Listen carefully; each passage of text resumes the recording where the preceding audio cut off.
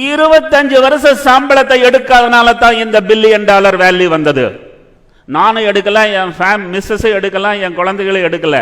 Sir எப்படி sir சாப்பிட்டீங்கன்னு கேட்குறீங்களா? சாப்பிட்றதுக்கு மனுஷனுக்கு எவ்வளோ ஐயா வேணும்? அந்த BMW வாங்குறதுக்கு, அந்த வில்லா வாங்குறதுக்கு தான் ஐயா காசு வேணும்.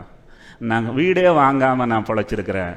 வீடே வாங்காமல் கம்பெனி குவார்ட்டர்ஸில் 25 வருஷம் தங்கி இருந்து தான் இந்த பிஸ்னஸை சாதிச்சிருக்கிறேன்.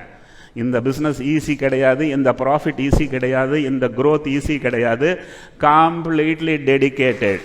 பட் நீங்கள் கேட்ட கேள்விக்கு நான் என்ன பதில் சொல்லுவேன்னா, குடும்பத்துக்கு சாப்பாட்டுக்கு தேவையானது எடுங்க, மிச்சத்தை திருப்பி இன்வெஸ்ட் பண்ணிகிட்டே இருங்க. அப்போ உங்களுக்கு கடன் வாங்க வேண்டிய தேவையே வராது.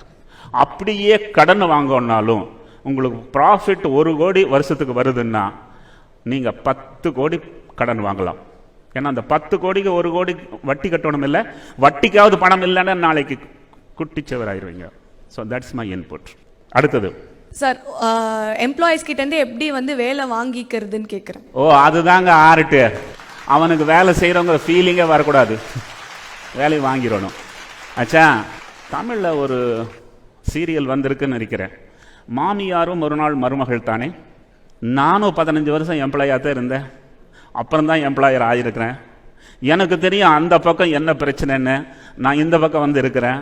ஸோ எனக்கு வேலை வாங்கிறதுல most powerful man, if you don't get the work done, you can never do business.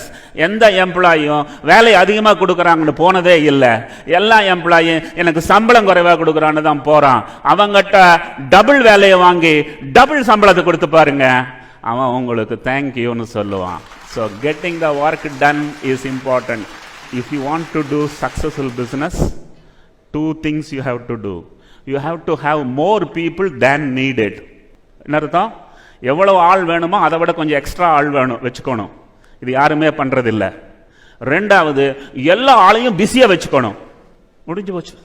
25% growth annually, year over year. 25% extra ஆளை எடுத்துட்டே இருப்பேன். அவன் எடுத்துட்டே இருக்கனுக்கு வேலை கொடுத்துட்டே இருப்பேன். வேலை கொடுக்க தெரியல, வேலை வாங்க தெரியலன்னா வேலை செஞ்சுட்டு இருங்க, தொழிலுக்கு வர வேண்டாம்.